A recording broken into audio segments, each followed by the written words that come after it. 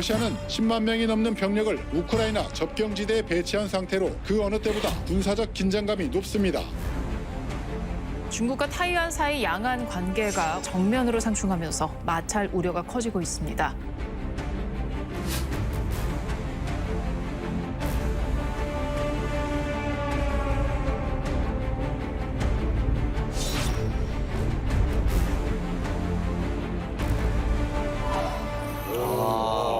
심각한 얘기구나. 아메리카 is back. 최근 들어서 뉴스 보면은 국제 뉴스 나올 때 가장 많이 나오는 국가가 있잖아요. 우크라이나. 우크라이나. 맞아요. 여기 들어도 우크라이나, 저기도 우크라이나. 이렇게 우크라이나하고 러시아 사이에서 긴장 상태가 되니까 바로 영향을 받는 곳이 있죠. 아, 요즘 안 좋습니다. 네, 되게나 안 좋은데. 참 제가 사는 게 아니에요, 요즘에. 저도 근데 사실 러시아, 우크라이나 긴장 사태 뭐 이런 거 많이 봤는데 자세한 내용은 이제 어려워서 못 보겠더라고요. 안 봤습니다. 왜? 쌤과 함께해서 들으려고 자세한 내용을.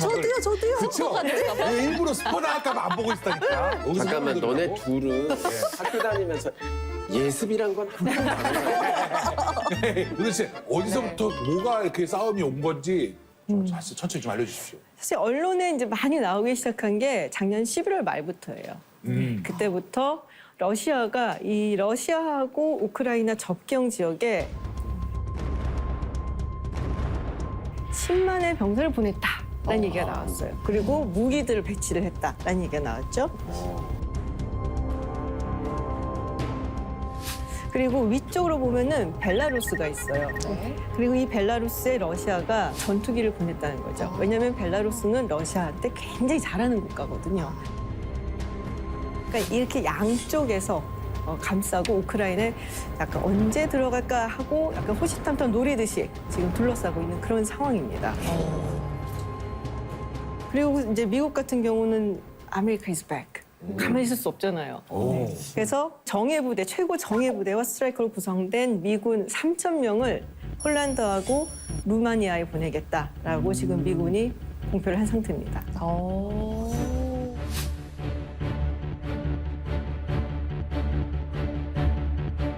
그리고 1월 말에 이제 미국은 우크라이나의 주재에 미국 대사관의 가족들 전부 다 나와라 해서 철수를 시켰고 지금도 우크라이나는 이제 여행을 웬만하면 가지 마라. 그래서 가장 높은 단계라고죠. 4단계에서 여행 금지 국가로 지정을 해놓은 상태예요. 그리고 나토도 사실은 여기에 이제 개입을 해야 되니까 4만 명의 군대를 지금 준비를 하고 만약에 무슨 사태가 벌어진다면은 언제든지 보낼 수 있도록.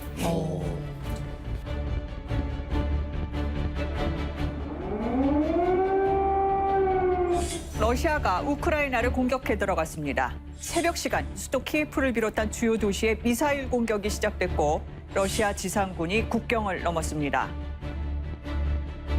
우크라이나랑 러시아 이 두 나라가 왜 이러는 거예요? 우크라이나에 뭐가 있어요? 그 얘기를 하려면 굉장히 긴데 일단은 우크라이나가 어떤 곳인지를 조금 알아봐야 돼요. 미녀들의 나라라고 알고. 그쵸. 예쁜 분 많잖아요.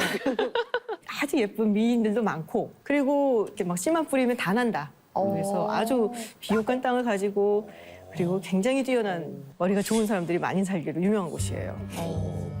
그리고 이 우크라이나는 사실은 1991년 전에는 소비에트 연방에 속해 있던 국가예요. 그래서 이제 같은 연방국이라고 생각을 했으니까 거기에다가 핵무기를 그 당시에 이제 소련이 많이 갖다 놨어요. 그런데 91년에 이제 소비에트 연방이 해체가 됩니다. 그러면서 그때 이제 여러 국가들이 생겨나요. 뭐 에스토니아라든지 라트비아 같은 국가도 있고 그렇게 똑같이 독립을 한 국가가 바로 우크라이나입니다. 그래서 독립을 딱 하고 보니까 미국, 러시아, 그리고 그 다음에 우크라이나 이게 이제 3대 핵무기 보유국이 된 거예요. 갑자기? 자기네들이 이걸 가지고 오려고 했던 것보다 거기다 갖다 놨는데 독립을 했는데 얘 여기 있네 약간 이렇게 돼. 아플싸. 근데 이제 우리가 핵을 미리 가진 국가들은 항상 그런 게 있잖아요. 우리만 갖고 있어야지 쟤네들한테 불안해서 어떻게 맡겨. 네, 그래서 우크라이나의 독립, 주권 그리고 여러 가지 안전을 보장해 주겠다라고 하면서 핵무기를 포기하게 만듭니다. 네, 그래서 우크라이나가 경제적으로 지원을 또 많이 받게 되죠, 서방으로부터.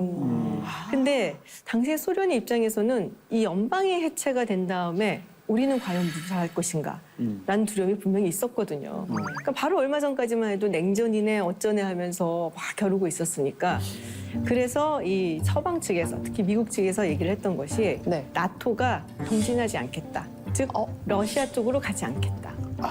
나토가 뭔지를 이게 약자죠? 노스 아메리카 뭐 이런 건가? 뭐예요? 그 북대서양 조약기구라고 얘기를 하는데요.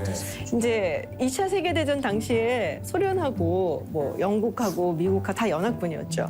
그러다가 2차 세계대전이 끝난 다음에는 거의 냉전으로 돌아가게 돼요. 그렇게 되니까 저 공산주의 군락에 대응해서 뭔가를 군사체계를 만들어야 돼라고 1949년에 만든 이런 집단 안보 체제가 나토예요. 서방 세계에서 만든 거죠. 예전에는 12개 국가였어요, 처음에는. 그러다가 소련이 해체가 되면서부터 점점 많은 동유럽 국가들이 나토에 가입을 하게 됩니다. 그럼 바로 러시아랑 맞닥뜨린 그 나라들이 나토에 이렇게 가입을 하기 시작한 거예요? 그렇죠.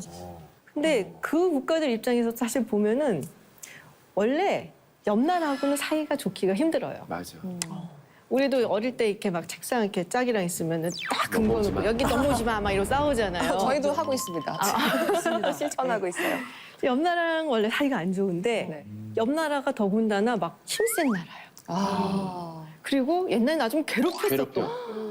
아 얘가 자꾸 날 괴롭혔으니까 얘보다 힘센 다른 애한테 부르는 거예요. 그 와중에 네. 그게 이제 나토, 미국이 된 거죠. 그렇군요. 그래서 처음에는 그냥 그랬는데 점점 동쪽으로 오니까 러시아 입장에서는 굉장히 불안해지게 되고 여기서 우크라이나까지 나토에 가입을 하겠다라고 하니까 이거는 안 돼라고 한 거죠. 아니 그럼 쌤 점점 나토가 오른쪽으로 확장해 가니까 러시아가 이제 좀 우크라이나 쪽에서는 여기 오지 마라. 그렇죠. 라고 얘기한 게 이 전쟁이 어떻게 보면은 근본 뭐 원인이라고 생각할 수 그렇죠. 있을까요? 우크라이나가 나토에 가입하는 것은 볼 수가 없다.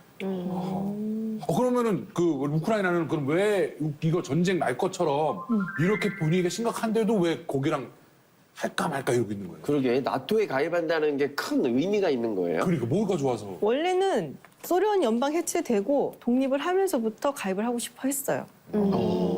다른 나라들도 막 가입을 하니까 우리도 가입하고 싶어라는 생각이 든 거고 그리고 궁극적으로는 어떻게 보면은 EU에 가입을 하고 싶다라는 생각을 하고 있는 거죠. 아 이유에 안 들어가 있어요? 나토가 어떻게 보면 발판 거쳐가는 그런 단계인 거군요. 그렇죠. 쌤 제가 만약에 우크라이나라면은 그래 가입 안 할게 잠깐 가입 안 할게 뭐 나중에 하면 되지 뭐 하고 아주 급할 거 없죠. 네, 전쟁보다는 차라리 가입을 좀 미루는 게 낫지 않을까요? 불안한 거죠. 러시아가 언제 쳐들어올지 모르고 언제 특히 동부 지역을 러시아가 가져갈지도 모른다라는 생각을 하는 거죠. 눈이 엎질러졌구나. 얘도 막 못하나 보다. 야, 쌤 그러면 미국은 어때요? 미국은 우크라이나를 나토 가입하라고 밀어주고 있는 상황이에요? 미국은 정권마다 좀 달라졌어요. 2008년에 조지 W 부시 대통령이 우크라이나하고 조지아가 나토에 가입하는 것을 긍정적으로 생각한다는 얘기를 해요. 근데 오바마 대통령 때는 좀 달라져요. 금융위기가 있고 물론 이제 외교 정책도 중요하지만 일단 우리가 경제적으로 안정이 돼야 돼. 그리고 트럼프 대통령 들어와서는 사실은 트럼프 대통령이 나토를 굉장히 싫어했어요. 그러니까 뭐 딱히 우크라이나가 나토에 개입하고 이런 거 뭐에 대해서 별로 뭐 관심도 없고 그리고 바이든 대통령은 일단은 러시아가 저렇게 적극적으로 공격적으로 나오는 것은 우리가 그냥 과시해서는 안 된다라는 입장을 보이고 있죠. 그럼 순전히 나토 때문인 건가요? 어떤 다른 이유가 있는 건가요? 저는 한 2가지 정도 된다고 봐요. 네. 첫 번째는 나토 이야기에서 시작해서 여러 가지 그것보다 더 확장된 어떤 지정학적인 이유가 있다. 네. 여러분들 우리가 이제 러시아 얘기를 할 때 러시아가 이게 늘 없어갖고 이거 하나 가지는 게 수건 사업이다라는 얘기를 합니다. 러시아가 이거 하나 없다? 부동항. 부동항이 뭐예요? 1년 내내 얼지 않는 항공. 여기 쉬운 나라니까. 그렇죠. 그래서 부동항을 꼭 가지고 있어야 되는 게 이 수건 사업인데 사실 소비에트 연방일 때는 이 크림반도 저쪽 이제 서쪽에 세바스토폴이라고 있어요.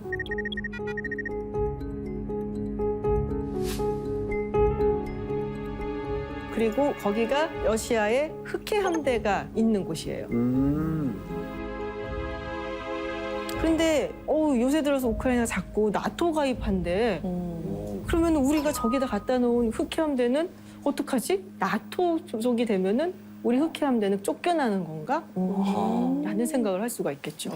그래서 굉장히 빠른 속도로 저기를 러시아가 접수를 해버렸죠. 2014년에.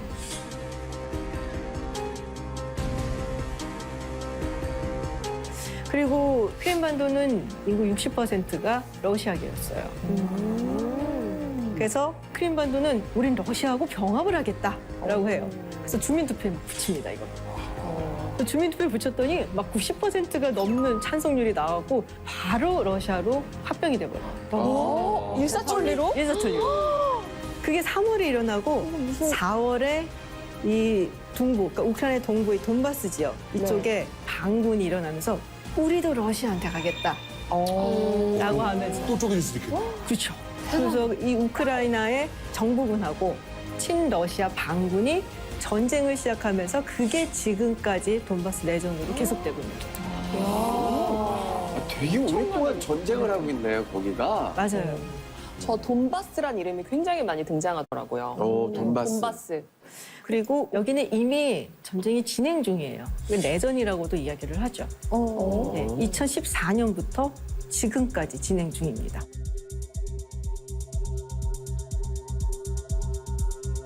Признать независимость и суверенитет Донецкой Народной Республики и Луганской Народной Республики. 아니 근데 쌤 갑자기 지금 이 순간에 러시아가 막 10만 군대를 놓으면서 쳐들어간다고 한 이유가 혹시 뭐 바이든 대통령하고 뭐 사이가 안 좋아서 갑자기 지금 타이밍을 잡은 건가? 왜 그랬대? 그럼 푸틴 대통령을 매우 싫어 불신하는 건 맞죠. 네. 그래서 뭐 이게 뭐 푸틴이 위협이 되기 때문에 제거해야 된다. 굉장히 세게 나온다라고 얘기하는데 미국의 전반적인 외교 정책은 약간 시스템처럼 돌아가요. 그리고 국익에 침해를 받는다 하면은 민주당, 공화당 할 것 없이 양당이 함께 움직이는 경우가 굉장히 많아요. 그리고 제 생각에는 지금 가장 전쟁을 원하지 않는 사람이 아마 바이든 대통령일 거다. 작년에 우리 기억하시는지 모르겠지만 8월 말이었나요? 미국이 어떤 나라에서 우리는 그만두고 손 놓고 나오겠다 했어요. 아프가니스탄. 네. 맞다. 철수했어. 그 20년이 된 전쟁을 그만두고 욕을 먹으면서 나올 정도인데 새로운 전쟁을 시작하고 싶을까요? 이게 또 전쟁이야. 그렇죠. 그런데 그런 것보다는 두 번째 이유라고 할 수가 있을 것 같아요. 경제적인 이유. 거기에 굉장히 중요한 자원이 있습니다. 천연가스. 천연가스. 유럽이 러시아한테 이 에너지를 굉장히 많이 의존을 하고 있어요. 그러니까 유럽에서 수입을 하고 있는 천연가스의 30% 이상을 러시아에서 가지고 있어요. 그리고 지금 보시면은 파란색으로 표시된 것은 이제 원래 있었던 가스관이에요. 그래서 러시아의 그 천연가스를 저기를 통해서 보내는 겁니다. 그런데 우크라이나 같은 경우는 러시아에서 보내는 저 가스관 여기서 통행세를 받아요. 네, 그게 이제 쏠쏠해요, 돈이. 네. 그런데 이제 문제가 뭐냐면은 저쪽엔 자꾸 일이 생기잖아요. 뭐 우크라이나하고 러시아하고도 문제가 생기고 분쟁도 생기고 그럼 러시아가 짜증나. 가스관 잠가버려요. 네. 타격이 있겠는데요? 그렇죠. 그러면 우크라이나도 통행세를 못 받고 그리고 무엇보다도 이 서유럽 측이 가스가 끊기게 되는 거죠. 그래서 생각해낸 게 뭐냐. 네. 해저관을 만들어서 노르드스트림 1이라는 걸 이제 처음에 만들었는데 만들고 보니까 괜찮은 거야, 이게. 네. 이거 뭐 무슨 일 생겨도 여기서 뭐 없을 일도 없고 러시아 측에서도 이제 뭐 잠근다 어쩐다 우크라이나 돈 주고 이런 거 없고 하니까 그래서 하나를 더 만들자 그래요. 그게 노르드스트림 2예요, 그게. 그래서 노르드스트림 2를 작년 9월에 완공을 이미 했어요. 가스도 채워 넣었는데 네. 아직 열질 않고 있죠. 지금 독일 법원에서 승인을 안 해준 상태예요. 왜 안 해줘? 왜냐면은 지금 정치적으로 너무 뭐 벨라루스라든지 우크라이나라든지 러시아하고 대응하고 있고 뭐 복잡하니까 살짝 욕먹기 싫어서 좀 발을 약간 빼고 있는 그런 상황인 거죠.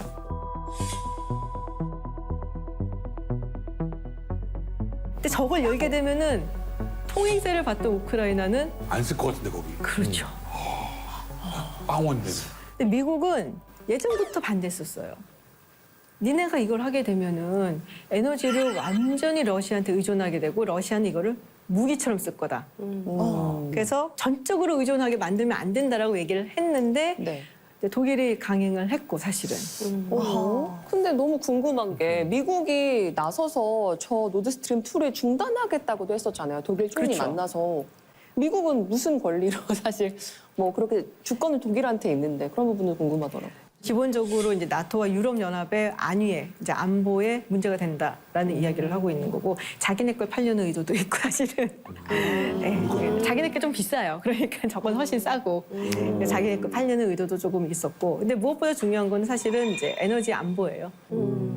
근데 바이든 대통령이 작년 7월에 제재를 풀어줄 것처럼 얘기를 해요. 단 우크라이나가 통행세를 계속 받아야 되고 이걸 이용해서 러시아가 주변 국가들한테 강압적인 군사적인 행동을 안 해야 된다. 이용하면 안 된다라는 걸 조건으로. 그걸 누가 믿어 근데. 안 지켜질 것 같은데요, 다. 네. 아, 뭐 듣기만 해도 복잡한데요, 쌤. 한 번에 이해가 잘 안 되는데요. 국제 정치학이 힘드네요. 아무나 말을 되는 게 너무 아니에요. 많이 하셨네. 지금은 그래서 가스관을 열지는 않은 상태예요. 그러니까 우크라이나가 보기에는 러시아가 지금 전쟁을 하겠다 계속 그러는 거는 그러니까 빨리 열게 해라라고 압박을 넣는 거다라고 우크라이나는 주장을 하고 있죠. 어쨌든 지금 이게 위기의 중심에 있다 이렇게 봐도 되는 그렇죠. 건가요? 얽힌 게 많구나. Tanks or troops crossing the border of Ukraine again, then there will be no longer a Nord Stream 2. Bereits nach der Anerkennung der Gebiete Donetsk und Luhansk durch Russland haben wir erste Sanktionen erlassen. Und wir haben die Zertifizierung der Gaspipeline Nord Stream 2 ausgesetzt.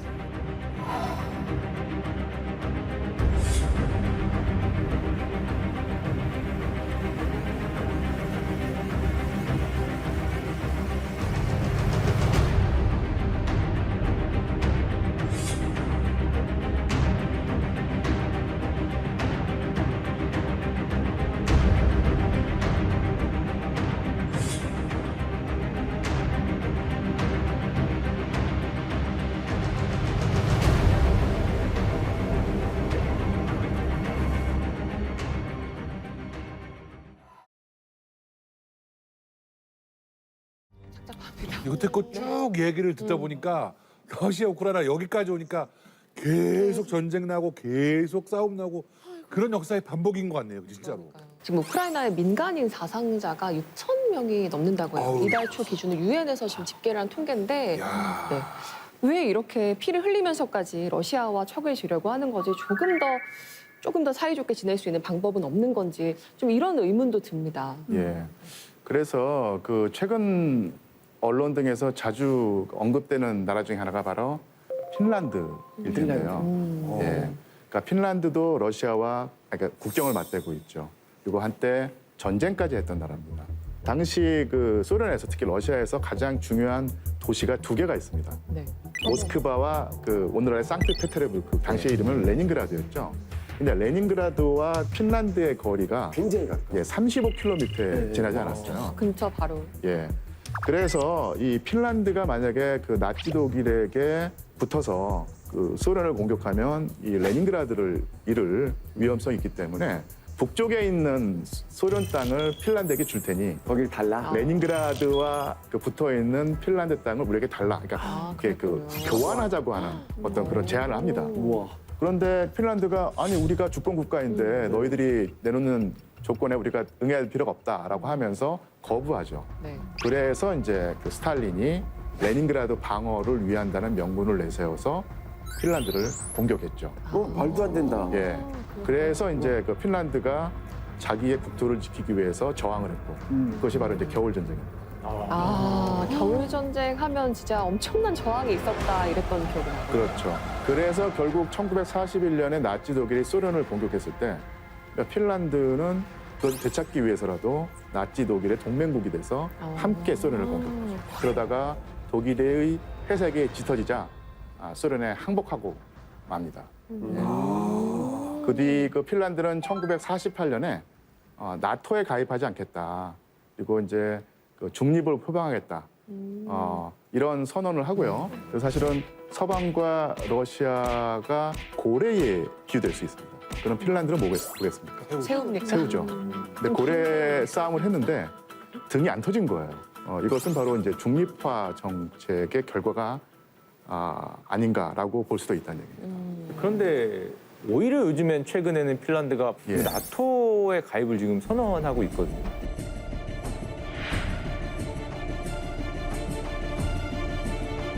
Tasavallan presidentin ja hallituksen ulkopoliittinen valiokunta ovat yhdessä linjanneet, että Suomi eduskuntaa kuultuaan hakee NATO-jäsenyyttä. If Sweden joins NATO, the threshold for military conflicts would increase and have a deterrent effect in Northern Europe. This would especially be the case if Sweden and Finland joined NATO together.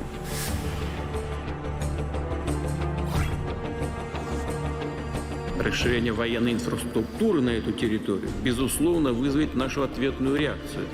И какой она будет, мы будем смотреть, исходя из тех угроз, которые нам будут создаваться.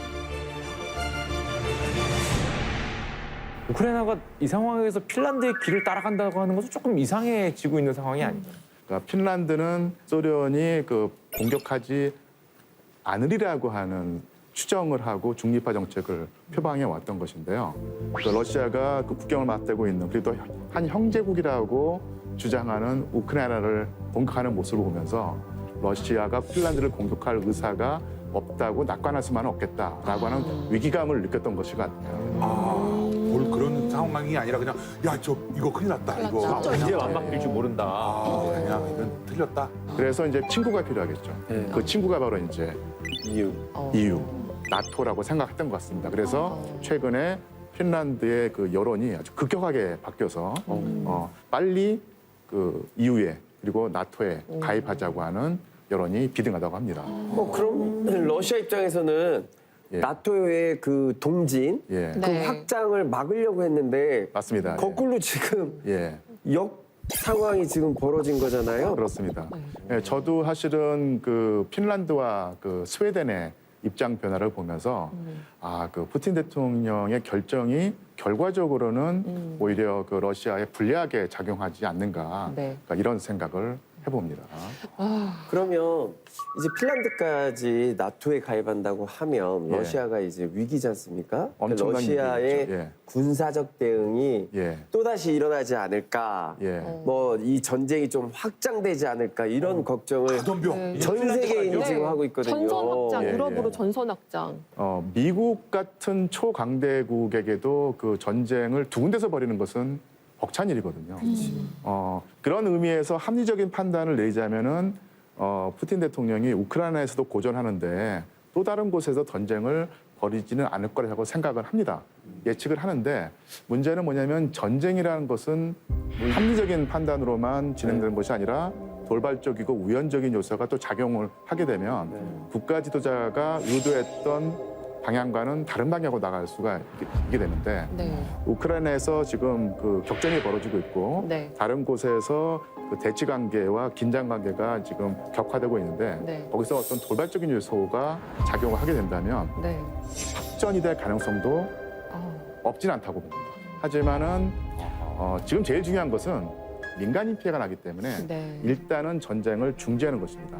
그러려고 하면은 푸틴도 그렇고 젤렌스키도 그렇고 서로 이제 자존심 때문에 네. 그 협상에 나서지 않으려는 모양새를 취할 텐데 국제사회가 네. 아니면 또 다른 어떤 국가의 그 대통령이 나서서 강력하게 중재를 그 요구하고 네. 그다음에 판을 만들어주면 이 해결의 실마리가 생기지 않을까 싶고요. 네. 전쟁 때문에 러시아랑 우크라이나뿐만 아니라 전 세계가 영향을 받고 있는 거잖아요. 이 도대체 끝나긴 하는 건지 전쟁이 언제 끝나나요, 선생님? 좀 알려주십시오. 네, 제가 작년에 제일 많이 받았던 질문이에요. 예. 제일 많이 받았던 질문이고 사실은 제일 곤혹스러운 질문입니다. 자, 결론부터 말씀을 드리면요. 그거를 정확히 맞출 수 있는 사람은 없습니다. 하지만 전쟁을 멈출 수 있는 조건은 있습니다.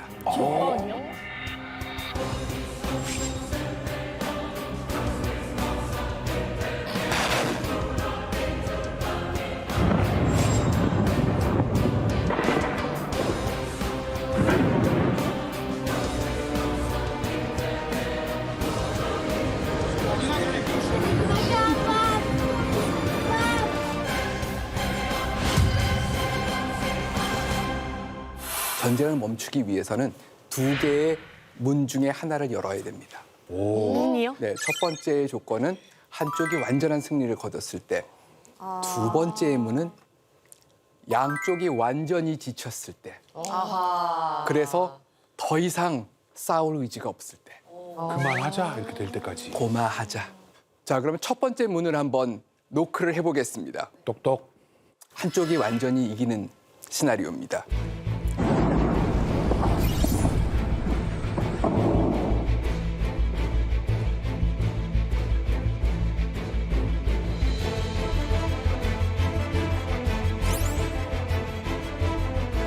러시아가 이렇게까지 전쟁을 일으켜서 1년을 싸웠습니다. 자, 지금 멈출 만큼 충분한 것을 얻고 이겼다고 생각할까요? 아니. 아니면은 우크라이나는 뺏긴 지역을 다 털어냈고, 자, 이제 우리는 전쟁의 우위에 쓴 것 같다라고 승자라고 생각을 할까요? 아니요. 둘 다 아닌 것 같습니다. 둘 다 아닌 것 같아요. 아닐 것 네. 같은데. 그러면은 첫 번째 문은 노크는 했지만 열리지 않았습니다. 아유. 가능성이 없어. 자, 그럼 두 번째 문으로 가야겠습니다. 네. 네, 이 경우는 양쪽 모두가 전쟁으로 해법이 없다. 답이 없다. 그만하자. 지쳤다. 기대가 없는 거죠. 더 나아질 것이라는 희망이 없어진 상황이 종전을 하는 기회이기도 합니다. 자, 그러면은 러시아와 우크라이나가 지금 다 지쳤나요?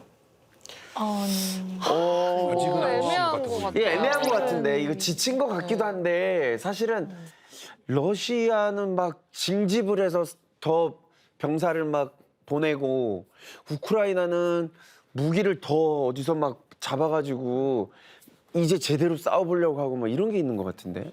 제가 앞서도 말씀드린 것처럼 러시아는 원래 버티기의 장인입니다. 야. 북극곰 아직 안 지쳤어요. 어메. 1년 아무것도 아니에요. 어이구. 우크라이나는 체력적으로는 지쳤을지 몰라도 아직까지 싸우려는 의지는 굉장히 강합니다. 그렇기 때문에 쉽게 포기하지 않을 거예요. 그렇다면은 두 번째 문을 노크를 했지만 두 번째 문도 열리지는 않네요. 답이 없잖아요. 둘 다. 계속 싸운다는 건데. 선생님 그냥 안 끝납니다라고 하면 끝나면 될 것 같은데 길게 얘기하신 것 같은데. 안 열리는 그거는 문이니까. 계속 전쟁 계속돼요? 어떻게 되는 겁니까? 그럼에도 불구하고 누군가 이겨서 전쟁을 끝내야 한다면은 네. 자, 그럼 누가 전쟁에서 승리할 가능성이 클까? 요걸 한번 전망을 해보죠. 1년이 지난 상황에서 과연 누가 승리에 더 유리할까요? 이거는 러시아가 누가 봐도 지금 좀 더 크고 힘도 세고 하니까 유리하지 않을까요? 마음은 우크라이나였으면 좋겠는데 러시아일 것 같아. 저는 우크라이나가 더 유리할 것 같아요. 오, 진짜요? 나도 우크라이나일 것 같아. 왜요, 왜? 좀 더 절실한 사람이 마지막까지 버틸 수 있는 것 같아. 지금 땅을 빼앗겼는데 그러니까. 여기서 멈출 수 없죠. 절실한 사람. 가진 게 없고 전력이 없으니까 하는 데 게다가 한계가 있잖아요. 겉으로 싸우는 건 우크라이나지만 미국이나 또 서방이 내 또 뒤에는 도와주잖아. 형님들이 계시는데. 도와주는데 한계가 있어. 누가 유리합니까? 먼저 러시아가 유리한 경우를 한번 살펴보죠. 러시아가 북극곰처럼 때를 기다렸다가 기회를 포착해서 모든 전력과 군사력을 동원한다면은 당연히 러시아가 유리한 쪽으로 갈 수가 있습니다. 또 러시아가 솔레다르라는 그 도시를 점령하면서 그 바로 밑에 있는 전략적인 요충지 바흐무트라는 도시의 포위에도 유리한 고지를 선점했다라는 그런 분석이 나오고 있습니다.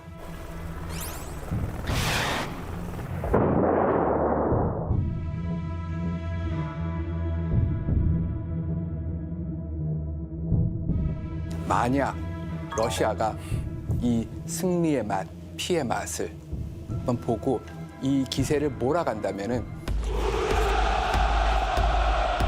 이제 다가올 봄에 그리고 5월 달에 러시아의 전승기념일 5월 9일을 앞두고 이번에는 뭔가 한번 보여줄게 총공세를 펼친다면은 러시아가 조금 더 승리에 가깝게 갈 가능성도 있습니다.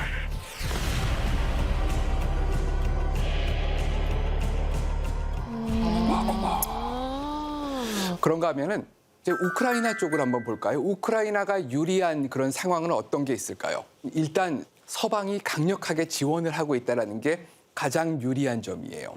그리고 무엇보다 사기가 높아요. 러시아군에 비해서. 곳곳에서 자원 입대가 줄을 잇고 자원군은 도시를 지킵니다. 강대국인 러시아를 상대로 1년을 버텼고 또 일부 빼앗긴 그 지역도 탈환을 했습니다. 이거는 전례를 찾아볼 수 없는 국민의 의지와 결단력이 분명히 있었던 겁니다. Of course, you see our strong army. We are step by step coming to our country, to all the temporary occupied territories.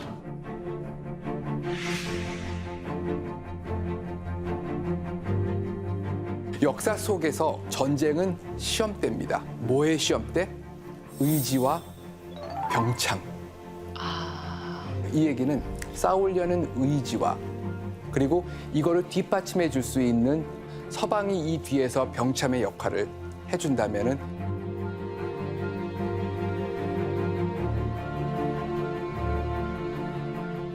우크라이나도 끝까지 한번 이 전쟁을 해볼 그리고 승리를 노려볼 기회는 있지 않을까.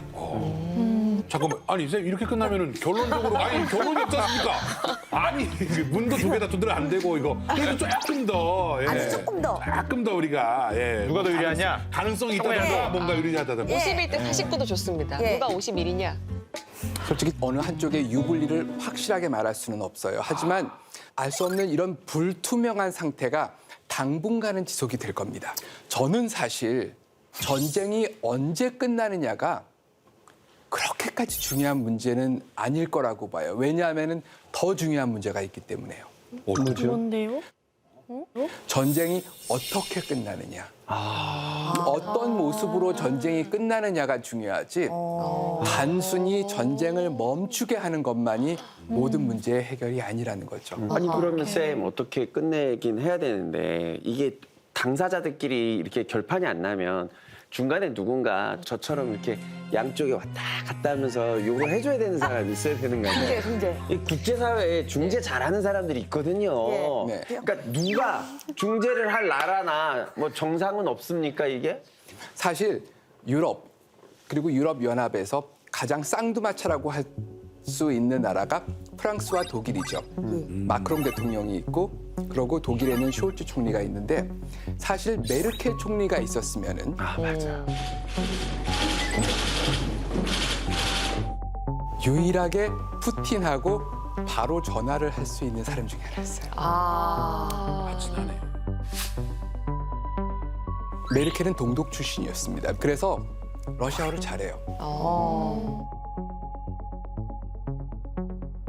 푸틴하고 통화할 때는 메르켈 총리가 러시아어로 푸틴 잘 지냈니? 그러면 푸틴은 독일어로 KGB 때 독일에서 근무를 했거든요. 그래서 메르켈의 러시아어가 더 좋냐? 푸틴의 독일어가 더 좋냐? 가끔씩 얘기하기 좋아하는 사람들이 이 두 개를 비교를 하기도 했는데 지금 숄츠 총리가 메르켈이 갖고 있었던 그 외교적인 무게를 갖고 있는가라고 봤었을 때 아직은 그건 아니다라고 조심스럽게 얘기를 합니다. 그렇다면은 유럽에서 이 역할을 담당할 수 있는 거는 마크롱 대통령이죠.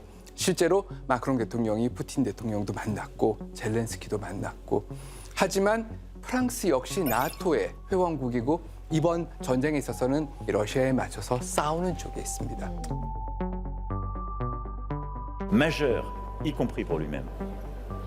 Il a réussi à ce que des États qui jusqu'alors étaient restés dans une posture parfois plus prudente ou plus en réserve à l'égard de l'Alliance décident d'eux-mêmes de la rejoindre.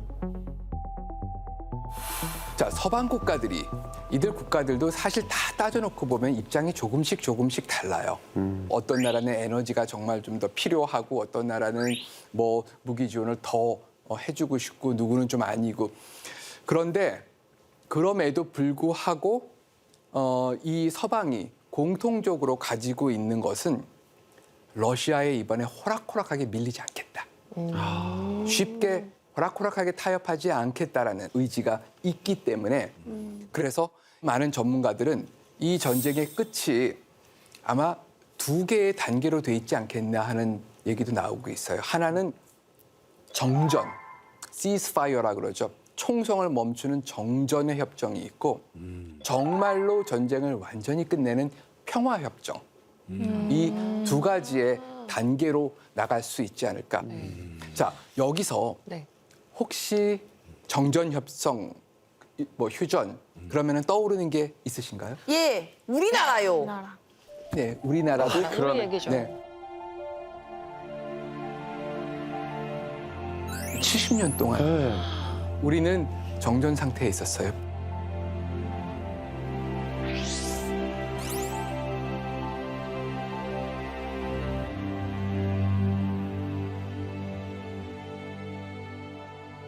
자, 만약에 러시아가 야, 그래 그러면 오늘 날짜로 해서 우리가 가진데 요거 위쪽까지 해가지고 요렇게는 그냥 우리가 가지는 걸로 해서 그러면은 뭐 그럴 조건이면 우리 잠시 쉬었다 갈 수는 있어. 이렇게 얘기했을 때 받을 수가 있을까요? 아하. 영토와 주권이 쉽게 타협의 대상이 될 수는 없습니다. 그렇기 때문에 속단하기는 어렵습니다. 네. 평화협정을 이루기 위해서는 우크라이나와 러시아뿐만 아니라 서방 국가들, 특히 유럽 국가들이 앞으로 러시아랑 어떻게 지낼 것이고 어떻게 살 것인가에 대해서 합의를 해야 되는데 그건 유럽 안에서도 합의를 해야 될 것이고 러시아하고도 얘기를 해야 될 것입니다. 미국도 있고요.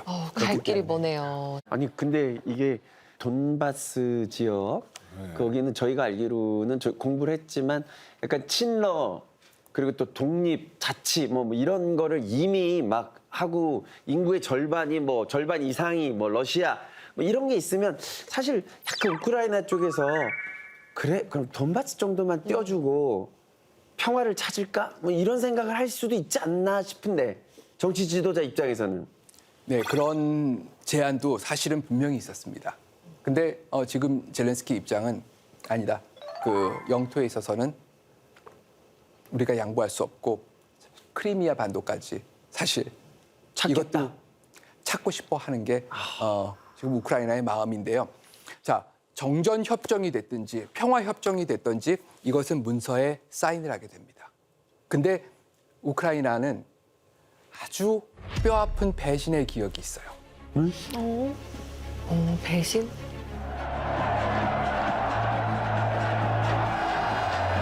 베를린 장벽이 무너지고 소련이 붕괴가 됩니다.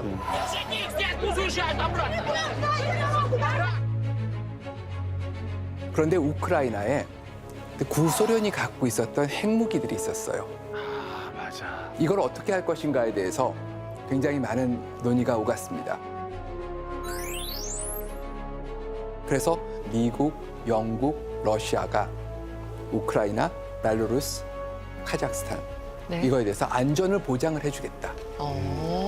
라는 6개국 합의, 소위 말하는 부다페스트 양해각서를 체결합니다. 이 배신의 시작은 2014년입니다. 크림반도군요. 그렇습니다. 푸틴이 크림반도를 병합하려고 했을 때 우크라이나는 금고를 열고 1994년 부다페스트 양해각서를 꺼냈습니다.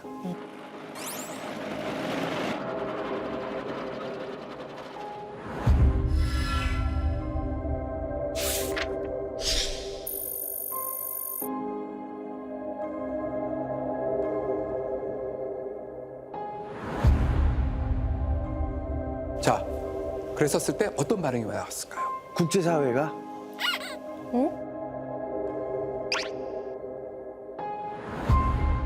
넣어도 너도가 뭐야? 너도를 했다고? 있는 건 나도 아는데 지금은 좀 아닌 것 같아. 그냥 종이 쪽지구나. 네, 맞습니다.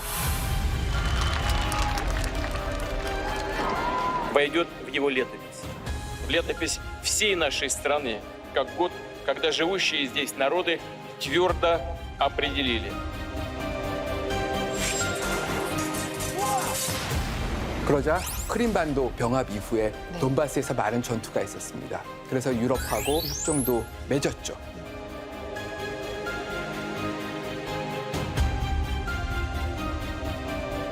지금 그게 지켜졌을까요? 이 민스크 협정도 어디 한 구석에 고이 모셔놓게 되었습니다. 진짜 어렵다. 쉽지가 않은 거예요, 이게. 그러니까 결과적으로는 평화협정을 맺는다고 해도 러시아가 나중에 다시 이거 깨고 그냥 아무 때나 그거 넣어도 하고 또 넘어올 수 있는 거니까 맞아요. 협정이나 이런 계약서, 서약서를 믿을 수가 없는 상황이. 그러니까 이게. 하지만 그래도 조금 희망을 걸 수 있는 부분은 누가 갖고 있을 것인가? 저는 이렇게 말씀을 드리고 싶어요. 지금 전쟁에서 우리가 주목해야 될 사람들이 있습니다. 주목해야 될 사람들? 네. 그 사람들은 바로 우크라이나의 90년대생, 우크라이나의 MZ들입니다. 91년 이후에 태어난 이 세대들은 한 번도 러시아의 속국이었던 적이 없습니다. 이들은 내 주권을 다른 손에 맡기지 않겠다라는 그런 자유의지가 굉장히 강합니다. 의지랑 병참이 전쟁 승리 조건 중에 맞아요. 굉장히 중요하다고 하셨는데 MZ세대의 의지가 어떤 방향으로 이 전쟁을 끝낼 수도 있다. 지금 이렇게도 생각해 볼 수 있는 거네요. 러시아의 엘리트 MZ세대들은 떠났습니다. 우크라이나의 MZ세대들은 지키겠다라는 그리고 다시 러시아의 속국이 되지 않겠다라는 그 의지는 결연하죠.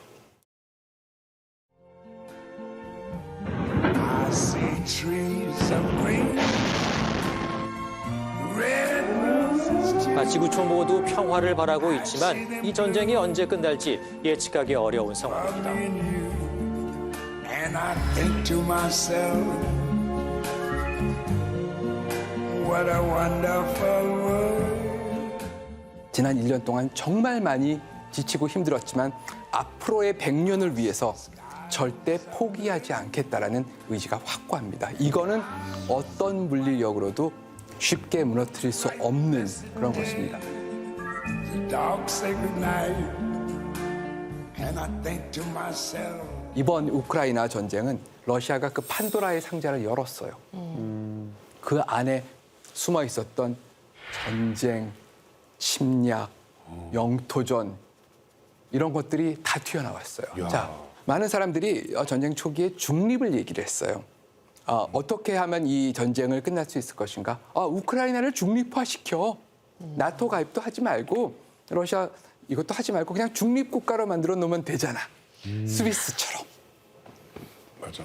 자, 이 중립화 방안은 과연 어떤 평가를 받고 있을까요?